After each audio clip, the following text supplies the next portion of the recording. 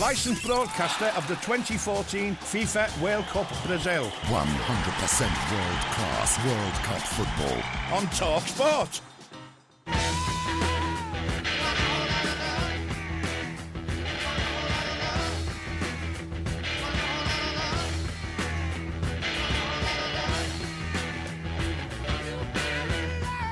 This is Talk Sports Extra Time. I'm Mike Graham. I've been away having some rest and recuperation, and I'm delighted as ever to say that I'm now reunited in person with Mr. Mike Porky Parry. The two Mikes are back. A very good morning to you, Mr. Parry. A very good morning to you, Mike. Welcome back. Thank Hope you you had very a much. great time over there I in had the a US wonderful time. of A. I had a wonderful time. It's our favourite country after Blighty, of course. Yes. And it's good to have you back, Mike. And been plenty going on while you're There's away. been loads going on. And I'm trying to keep on top of it. You know how difficult it is when you're. Well, of course it is. You're When kind you're of on Twitter, there's a family holiday stuff going on. The time difference. Yeah, actually family makes quite a holiday big difference. stuff, including. I missed the Grand Nationals. I was still out. Yeah, well, I won a lot of money on that, so I won't bore you with that. But it's my usual formula of betting on the horses Thanks in for blue. the tips as ever.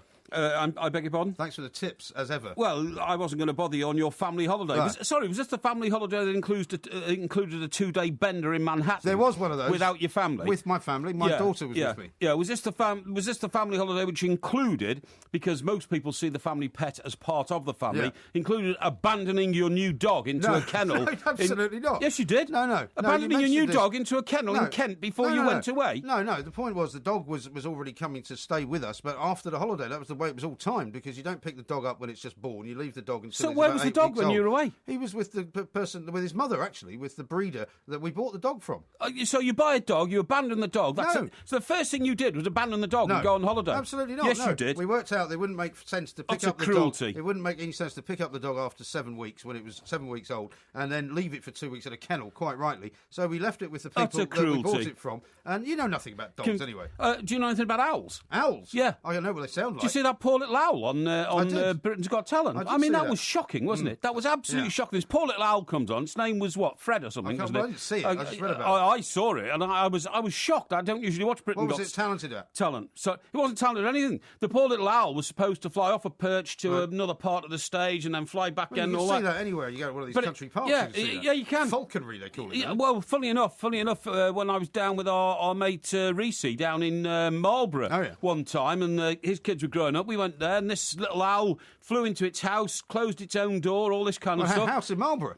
They're expensive, those. No. The owl had a house in the falconry place. Oh, I see. It's only on a pole, you fool. Oh, Owls don't have proper houses. No. And I Did it have a car as well? Did it have a car? No, it didn't have a car. No. It was a little owl house, all right. We have bird houses, and then this was a little owl house. Right. But anyway, the point of the story is, in Britain's Got Talent, this poor little owl was absolutely stunned by, the lights and the crowd, and Amanda Holden getting up and clapping. Simon Cowell's trousers and all that kind of stuff. Absolutely right. And it just froze. Right. And, needless to say, the RSPCA have got involved. But anyway, look, we should be talking about football, shouldn't we?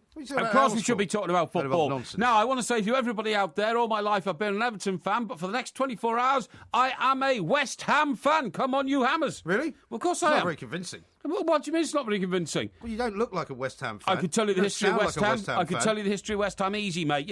Why do they call it the bowling ground instead of the Berlin ground? Well, I totally agree with that, and I've had this conversation with the Moose. The name of the Queen was Anne Boleyn. Yeah. So why isn't it called the Berlin ground, and why is it called the bowling ground? Yeah. Right, and why do they sing We're Forever Blowing Bubbles? That's because they were founded, of course, in a factory in the East End that made metal hammers. That's why they're called the Hammers. Right. That's why they have the symbol of the crossed hammers. Yeah. And the reason they sing We're Forever Blowing Bubbles is something to do with the Blitz. Do you? I do. I know all about it. I know all about it. What's it got to do with hammers? What? Sorry? What's it got to do with hammers? Well, you don't blow bubbles with hammers. Well, you do actually. You don't make bubbles in a metal factory. Well, you do. You do get bubbles in the molten metal. But That's anyway, true. Anyway, that's. I imagine we're glass blowing. Yeah. Well, I'm not at all. Anyway, listen. So I'm a West Ham fan. Anyway, because I'm glad you're such a big West Ham fan that you can tell me all the information I need to know about I'll tell you West anything Ham. you want to know about and their West Ham. entire history. Don't even worry about that. In fact, I remember about it. a very, very famous picture, Ron Greenwood taking the FA Cup home on the London Tube. Remember that picture? I do remember that picture, actually. Absolutely. So they are. See, so I told you all that. Now, the point is, I obviously want West Ham to beat Arsenal tonight. Because Everton had a great win against Arsenal. Everton had a great win against Arsenal, 3-0. I was there and witnessed it. Wenger's bottom lip is starting to gel. He can't even say. He cannot even say we may finish fifth and go to the Europa League. He can't say it. No, he can't. He can't. It's a disaster for the club. And of course, it would be a disaster. It'd be brilliant for Everton if we get into the top four. And of course, I want Everton to beat Crystal Palace on Wednesday. But I've actually got that down as a draw. Have you? I think Crystal Palace, who've got 3 consecutive victories in the Premier League for the first time since 1995. Yeah, they beat Chelsea, didn't they? Yeah, they did, 1-0. Chelsea, What, was that 1-0? Yeah, I think it was. Yeah, that's right, are on a bit of a roll. Everton, of course, are on a roll. We've had 7 consecutive victories now, so something's got to break on Wednesday night. And Everton could hold the key to a lot of things, because they've got Manchester City as well, haven't they? Well, that's the next game I'm going to at Goodison. I'm not going to one. Good. How many games have you been to since I was away? One. But that's the only one I've been able to get to. But I know it takes you time to add these things up. Yeah. We're playing Southampton away on Sunday. Well, you can go to that. You live in Portsmouth. Yes, of course I can. I'm going to that. Okay. But what I'm saying is, I'm not going this Sunday. Everton are playing Manchester United. Brilliant game. Live game on the telly, 4:05. But as it's Easter Sunday, and I have my dutiful duties towards the family. Oh, yeah. Buy some hot cross buns, yeah, that's right. I will, yeah. And I've got the family coming round, and we're all getting together in Bournemouth. We're going to watch it on the telly as a family. And then, therefore, I'm taking my nephew up to Goodison to see the Manchester City game, which is... You're not taking me to any of these games, then? Say again? You're not taking me to any of these games, then? You've got planned? No, because you embarrass me when we get there. What? Now, talking about Everton, by the way, we've got to move on. This is the back of the Daily Star. Yes. I'm going to read this to you, and I'm going to show it to you. I can't show it to our listeners because, obviously, this is an audio medium that we're in at the moment. Yeah, but I might take a picture of it and tweet it out on the way home. Okay. It says... Cops £38 million bank raid for Barkley. Yeah. It's a ludicrous story. You're saying it's not true? No, I'm not saying that it's not true. I'm saying it won't happen. So what I'm saying is I'm not casting aspersions on the reporter who wrote this, Chris McKenna, because he's a professional journalist. He's obviously been talking to people in the business, and clearly there's a desire in Liverpool to have a player as good as Ross Barkley within their ranks. Well, everyone will be coming for him, won't they? Absolutely, I totally agree. Well, it won't just be Liverpool.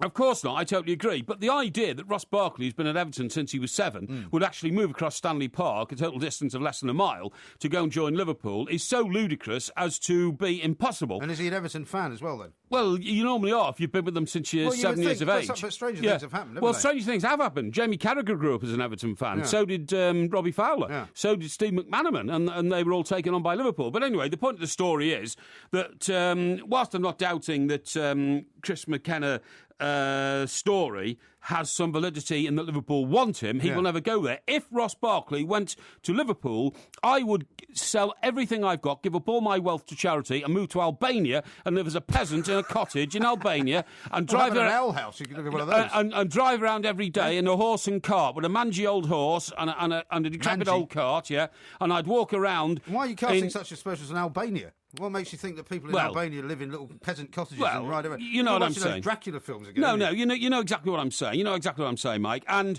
I would, on my feet, as a protest to this, because it'll never happen, I would wear shoes made of orange peel because people in Albania, no, seriously, they're so poor. They grow oranges in Albania. No, but they get oranges, and they're so poor. So they're so poor they buy oranges in from Florida and make shoes out of them.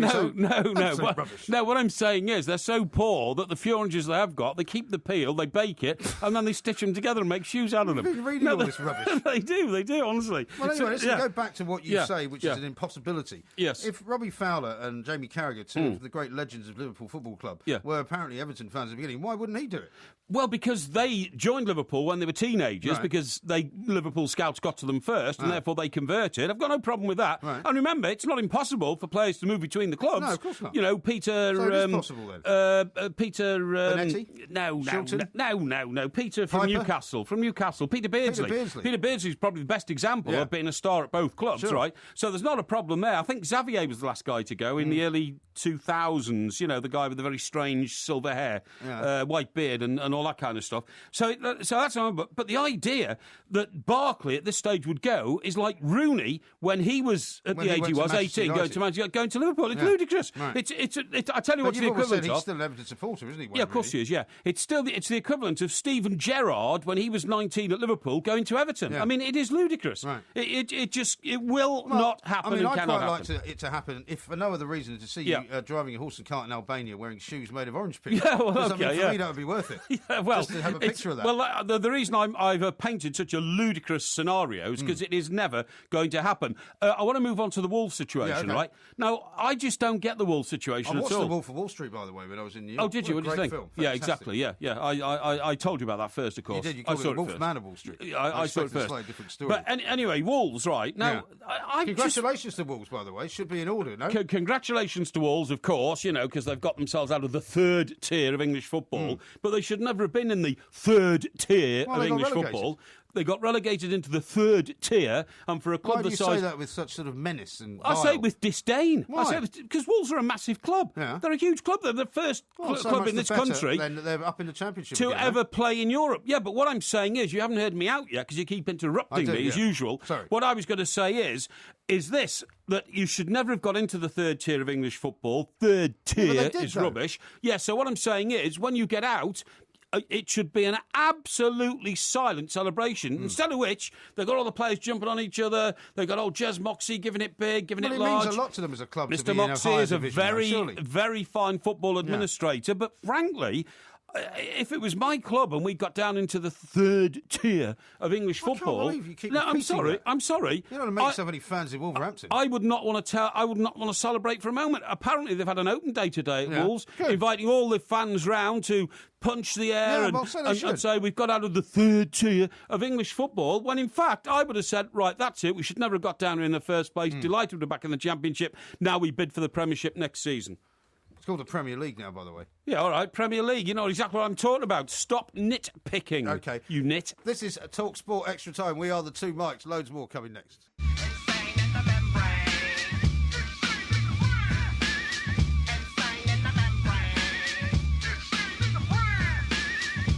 This is Talk Sport Extra Time. I'm Mike Graham. He is Mike Porky Parry. We are the two mics. Of course, there will be a podcast out. A lot of people have been missing the podcast because I wasn't around for the last couple of weeks, but it will return. You can't have a one mic podcast. That's the problem, no, Mike. You can't. It would only be half as long, wouldn't it? And only half as good, probably. No, it would still be 98% good. Yeah. But, without your input, there's no combative voice. You know what I mean? Yes. Many thanks for that. That's right. Very nice to see you too. I just thought I'd, pump up your ego as you have returned. Listen, mate, because you were over there, and we'll talk about your disgraceful two-day bender in New York City in a minute. But It's not disgraceful. It was my daughter. Even worse. Who's 23 years old, and who now, has a great job over there. So you're admitting you took your daughter on a two-day drinking bout in New York City? No, she took me out. What sort of a family you've got, mate? Well, you remember New York City? It's a 24-hour city. She was working till midnight, so we couldn't start the bender until about 1 o'clock in the morning. And, it went on for a couple of days. Oh, you didn't have a drink up till 1 o'clock then when you joined your... No, I'd been out earlier for dinner with my sister. Oh, jeez. Oh, no, it gets worse. Sort of dysfunctional family you've got. Anyway, listen, I wanted to tell you, because obviously it involved a fair few drinks, few cocktails. I know you're a very responsible drinker. Of course I am. But I've come across, of course, I'm a student of psychology, and I delve more and more into the psychological workings of the brain. Do you? And I have, this week, been studying a chapter which is incredible. You won't believe this. Is this part of your ever-expanding library of neurological books that you've got at home? Yeah. In fact, funnily enough, it is called neurological psychology. And I'm going to explain two things to you. Where'd you get the book? Well, it doesn't matter where I get the book. I'm reading the book. Doesn't matter I just wonder where you got it. I think I probably got it at Waterstones. I've got it at Waterstones or somewhere. Anyway, listen, the point You're often to be found wandering in the neurological section, are you? Yeah, why not? Looking for answers. I want to improve my own brain by reading about other brains. Good luck with that. That's what I... How's it going? It's going well. Anyway, listen, I've got to tell you this, because this is a fantastic discovery on my behalf. Okay. For years I worked in Ireland. I did the Pope's visit to Ireland, by the way. In fact, I was blessed by the Pope himself at Dublin Castle. Okay, how about that? Did he know he was blessing you, or was he just blessing generally? No. He put his fingers on my head and gave me the old "bless you, my son" bit. You know what I mean? Right. Yeah, no problem at all. Cross, and that was Pope John II, the guy who was great, the guy who used to come down the stairs. Is that the one that was shot? Yeah, it was actually. Yeah, and he used to kneel on a bit of a sort of A curse. Curse. But he used to kneel on the tarmac and kiss the tarmac, right, yeah. which is something I wouldn't have done. You never know what's been on that tarmac, aviation fuel and all that kind of stuff. But anyway, he always does did. that. That's the thing the Pope does. He did. Perhaps they scrubbed the bit at the bottom of the stairs because it was the Pope, I would think. But anyway... He has a carpet, doesn't he? Does he not have a carpet to kiss? No, he kisses the tarmac because he says, I'm kissing your homeland. You know what I mean? You know. And anyway, so the point of the story is, we always used to say when we got over there, we used to get stuck into the Guinness. And, they always used to say, well, Guinness... Is it in Northern Ireland? No, this is in Dublin. I've just mentioned Dublin Castle, you fool. Yeah, I'm a bit disoriented. Right. I've been on a plane for a long time. Do you mean disorientated? No. What do you mean? I mean disoriented. Right, OK, I'll let you off that one.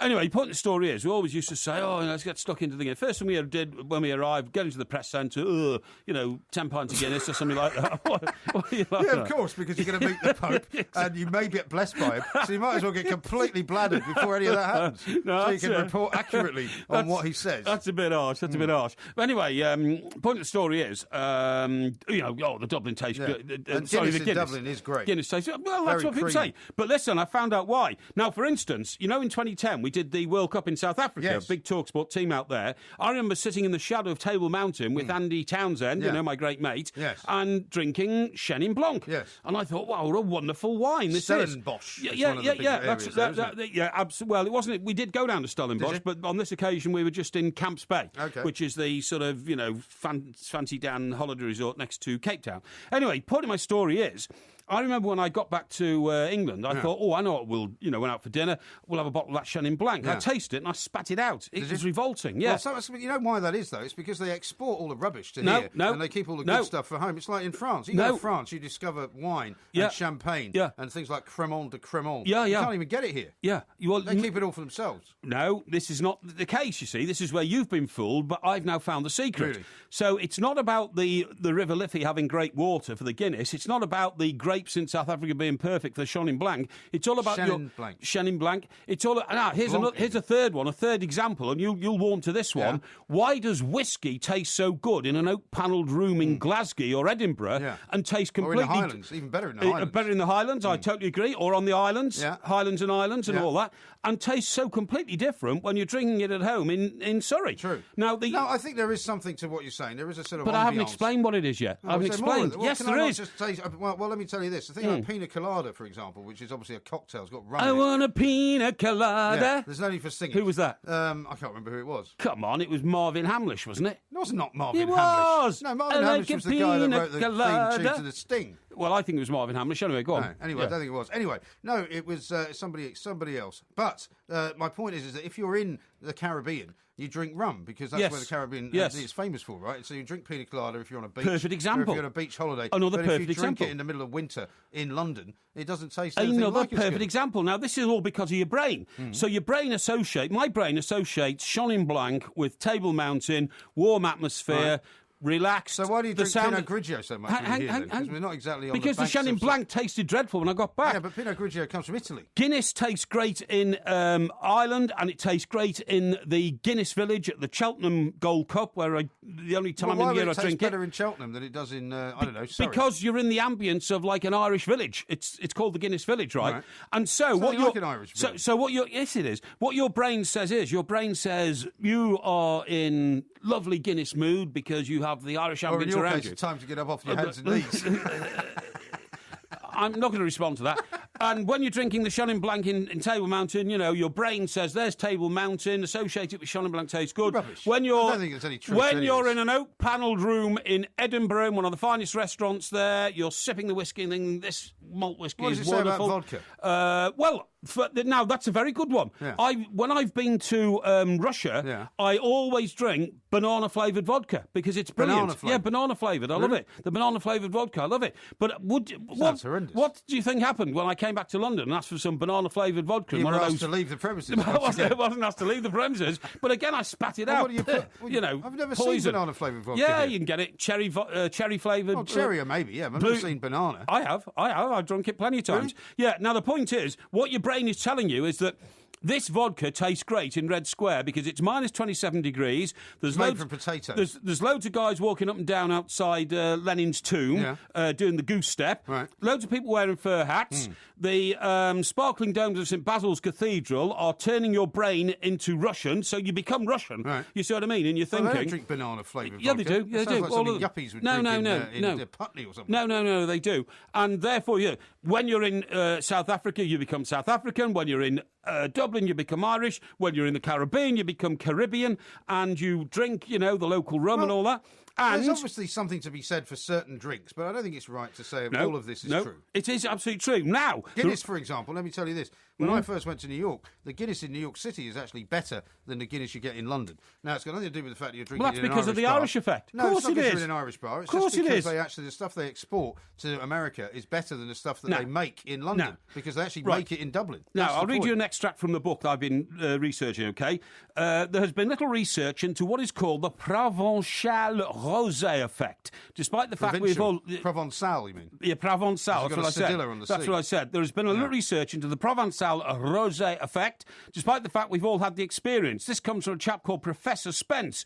When we take who is this guy, Professor Spence? Hang on. When we take a bottle of wine back from holiday and it tastes different, we always think it must be something about how it was stored or how it changed in transit. In fact, it is about the atmosphere in which you drink that wine. And you asked me what? Where's he from, this guy? Professor Spence. Professor Spence is... hey? You don't know? Well, he's in the book. He's in the book. He's an expert. He's an expert in the book. And, yeah, but where's he from? Because where he's from might have some bearing. Maybe his ideas are only any good in the country in which he lives. He's from Oxford. Is he? He's an Oxford professor. Are you sure? Yeah, I'm certain of it, Now, the point is, why are we talking about this on TalkSport? Because it all leads to the home and away advantage in football fans. Really? And the ambience they can give in a stadium. Thank you very much indeed. I've done a lot of research on this. And what happens is that when you are so wrapped up in your team, you become a believer. You believe in the total psychology of your team winning. When you're at home? And no.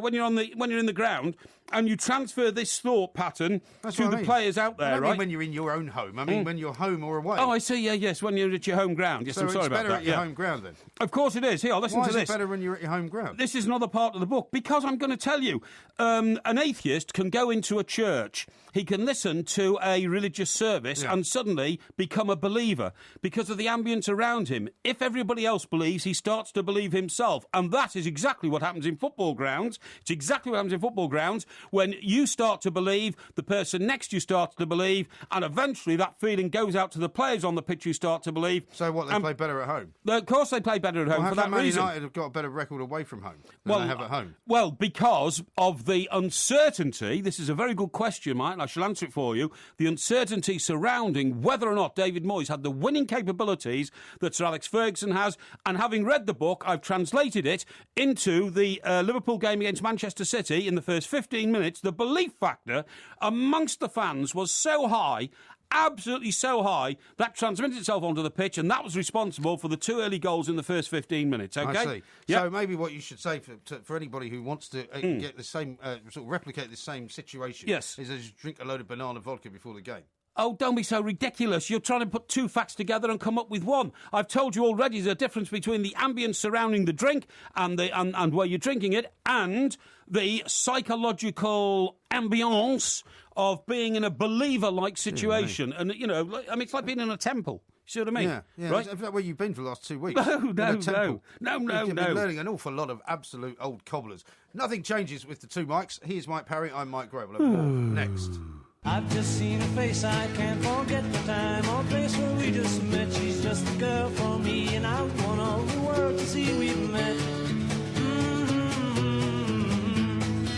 This is TalkSport Extra Time. I'm Mike Graham. He is Mike Parry. Now, I know there's a reason why you've asked him to play this song. Well, I don't know what it is, though. Well, the thing is, Mike, you would never get up at 4:30 in the morning because you're normally in the studio. Well, I'm already up, yeah. Yeah, exactly. Putting out what I have to say is a quality programme, OK? Yeah, thank you very much indeed. And in fact, even more quality coming up on Friday morning, of course, when I'll be joining you here as well, from 2 to 5. Yeah. But I listen to the Dawn Chorus, and I'm amazed, really, because it's still dark at 4:30, obviously. The Dawn Chorus? The Dawn Chorus because of the birds in the trees. And you know these birds, they sing like you can never see them, but you can hear them. Is that not something that's happened lately, though? They've started singing all the way round through the night as well, because they never used to sing all night. I mean, I always thought the dawn chorus was when the light was coming up. But that's why it's called the dawn chorus. Yeah, exactly, yeah. But it's definitely changed now, because the dawn chorus now starts about 4:30, and the light doesn't go up until about 6 o'clock at the moment. So, well, maybe we should rename it then. But anyway, the reason I just highlighted that song is this morning I was listening to it. It was so beautiful to hear the birds in the chorus, and I could distinctly make out that Paul McCartney song. Really?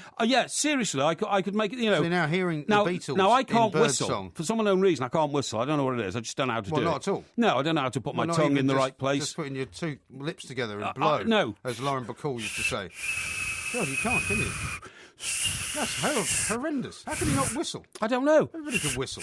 I mean, I understand if you can't put your fingers in your mouth and whistle. But anyway, the point of my story is I heard these birds whistling. Perhaps it's because I can't whistle. I so appreciate the whistling. But as I was lying there, lyrics as well. No, of course not. Now try and take it seriously, because as I was lying there, I was thinking to myself, I can make out a tune in this. And the tune I made out, being a Beatles fan anyway, was that one we've just played, And if you can imagine the birds, twittering, tweet, tweet, tweet, tweet, tweet. Do they do the other Beatles songs? Tweet, tweet. Sorry? They do She Loves You as well.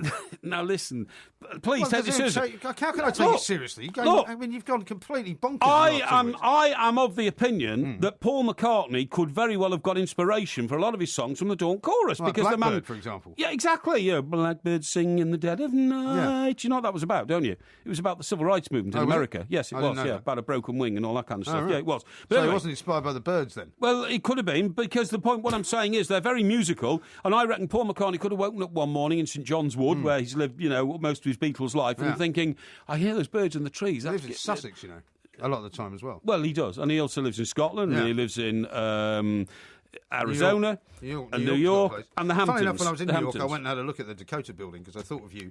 I knew you'd want me to come back with a story. I don't really have a story, but I just thought I'd go and have a look at it and just think of all the terrible things that happened outside that building. Where John Lennon got shot, of course. Got shot dead, yeah. Astonishing. Central Park West. It is. Listen, an amazing place. I want to talk to you about your adventures in America, but just before we do, the reason I got onto music and songs is that this weekend is the Eurovision Song Contest. Now, we used to dominate that up till about the mid-90s, didn't we? Yeah, because nobody really cares about it anymore. It's become a bit like the Europa League. Nobody wants to actually... Yeah, that's true. Well, that's a long time ago, because now whenever you actually have to host it, you end up losing loads of money. Boom, bang, a bang, boom, bang, a bang. That was Lulu. Yeah. But the one that we all really loved was the Making Your Mind Up, wasn't it? Making Bucks Your Mind Up. Yeah, that's it, Bucks Fizz. The skirts that came up. Absolutely. You remember that. But anyway, look, we were going to actually ask the people listening to this to come up with some songs that we could play for you. Not necessarily now, but we might do it for Thursday night. Oh, yeah? So we're going to want people to actually nominate songs that we could play for you. And we can have a theme running through Thursday's show. Thursday night show, I should say. Yes, excellent idea. So we want you to do that, by the way, just before you say anything else. At TS Extra Time, you can send them in social media. Text them at 81089 as well, and even email them in, and we'll see if we can have a collection of Mike Parry songs. That would be very nice indeed. Thank you. What a tribute. The reason I was talking about as a tribute. The reason I was it's not going to be the opposite. You're not going to start taking the mickey out of me. Start taking the mickey out of me. I shall reply intellectually and wipe the floor. Wipe the floor with you. It's nothing to do with me. It's depending on what the listeners think. But anyway, the reason I got onto music in the first place was it's the Eurovision Song Contest this weekend. Bjorn Ulvaeus, Bjorn of ABBA fame, right? Oh, right. Is he the one with the beard? He was the little thin guy. Benny was the piano man. Benny was the one with the beard. I'm thinking. That's right. Yeah.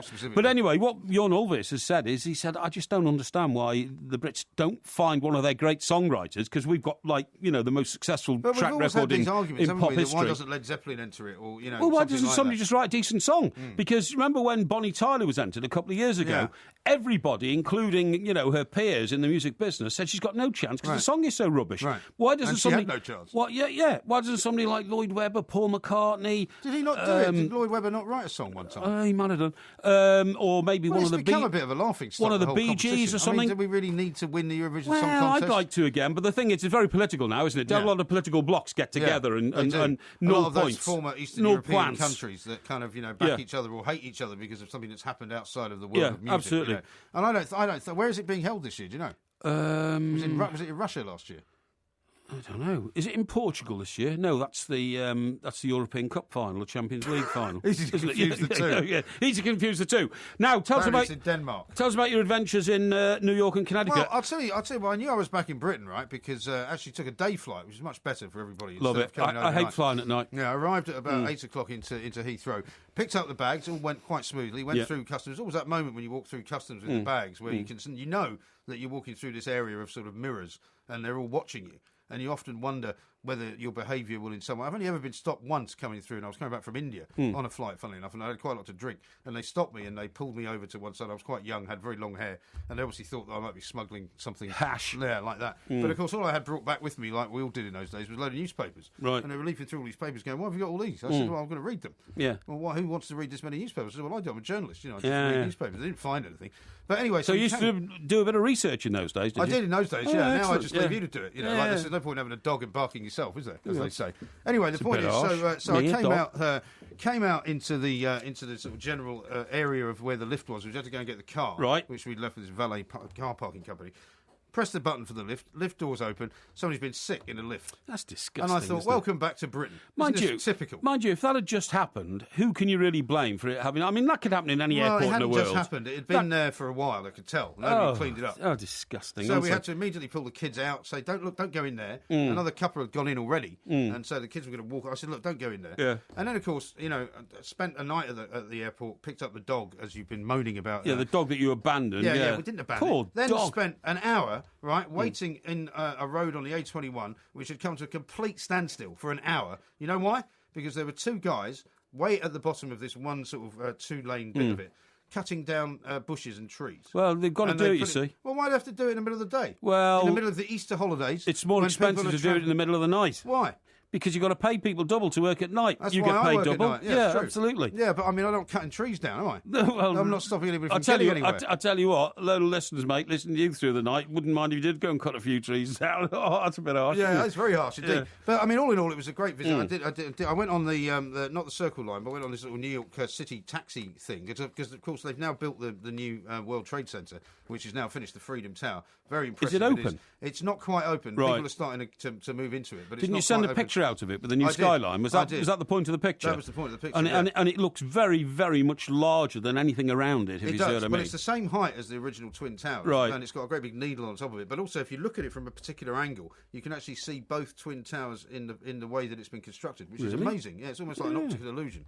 So it's very, very good. Sounds and brilliant. the other thing that I noticed on this trip, which has been something which has been sort of happening over time. I don't know if you've noticed this. You maybe don't go on any long flights anymore. Very difficult to get a drink on a plane these days, unless you're going business class, which I presume is a different. Well, that's experience. what I would go. Yeah, well, I've got 4 people to take, right? So I haven't got enough money to pay for them. You're not one of these sort of heartless parents who puts the children down in steerage and you go in business. I would never do that. Do you know? I know people who've done that. Really? Remember one of our bosses, who was the editor of one of our papers. Yeah. He and his wife used to go in business, and the kids were in some ways down you in steerage. You can see the point of that because they don't let children in a lot of business class if you sections. pay for them, they do. They don't mind. Also, I've been with airlines who say business class is child free. They just don't let children in. Right. I mean, surely if you want to pay for your kids to go first class, they're going to go first class. I think first class you'd probably get away with it because it's a restricted number of seats. It happened to me actually once in my, when my daughter, who I was out in New York with, was just a baby, and I used to have a deal with one of the airlines, and I got upgraded to business. And we're sitting in there, me and her and her mother, having a glass of champagne.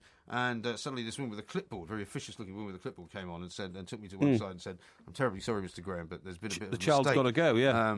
We didn't realise..." Sorry, did the child have a seat or was it sitting on your knee? No, she was only about 1 or something. Right, I see. And they said, "We're terribly sorry, we didn't realise when we upgraded you that you had a child." And I'm like, well, I made that very clear to whoever it was that I was talking to, and they said, well, I'm afraid, one of you can stay, but the other one will have to go in the back with the child. Right, who went back with the child. So you can child. imagine the situation, right? So, I mean, if I'd said... the plane's on the tarmac and you're having an introductory glass of champagne. We're already onto the champagne, Yeah. So I said to my now ex-wife, I said, here's the situation. I said, obviously it's going to be You're going to have to go. I couldn't do that. My life would not be worth living. So in the end, we both decided that the most equitable thing would be to go back with my daughter, and we sat in steerage. Okay. Did they give you any favours? Did they bring any champagne down or anything like that? Oh, I mean, I know your frustration there, Mike. The thought what can you do? Of taking off when you know there's a business class seat for you up there, because of course the difference is enormous. It is. In the Especially sense of exactly. If you've got 6 or 7 hours ahead of you, you're in steerage. Right. You're literally, as you quite rightly said, to get a drink, if you're in the middle of a row of 4 on a jumbo, the chances of getting a drink are so remote. It's worse than that, right? Because I was sitting, and it turned out we had to be split, so there was 2 and 2, and I was with my older son, I should say, and there was this very nice Swedish woman who was sitting in the third seat, and we started talking, and she lived in London, but she was on her way to New York. And did she talk like this? She did a little bit, from, a little bit, but not Scandinavia. Yeah, a little bit, but so we were drinking reasonable amounts, and she was going up and What's getting reasonable more. in your dictionary? Well, I mean, 6 bottles. Those small bottles of wine. We were on a flight for 8 hours. And so I went up at one point to get some more, and the guy says to me, in America, people do not like it if you arrive intoxicated. And I'm like, are you suggesting... And you're flying back to Britain? No, this was flying to New York. Oh, flying to New York. Are you suggesting I'm intoxicated? He says, no, but you've had an awful lot for your wife and that other woman. Who was saying this? A member of the crew? The steward, yeah. I said, well, excuse me. I said, neither one of these women is actually my wife. And so thank you very much for saying that. But he said, I'll give you some more water. I'm like, I don't want more water. I want some more wine, please. It's not a problem. And did you get it in the end? We got one more bottle each, and that was it. And they cut us off. I can't believe that. That's terrible. Here, I told him a story about Santa Monica. I went with our mate Bill. We went for lunch in Santa Monica. We'd been to a radio conference there, and we went to this restaurant. And you think you want to spend money, they'll let you spend money. We ordered a bottle of wine while we were looking at the menus, and we finished that while we were looking at the menus, as you would, as two British guys would. Yeah. And when the guy came back and said, "You're ready to order?" I said, "Yeah, but before we do, get us another bottle of wine, will you?" And this guy said, "I beg your pardon, sir."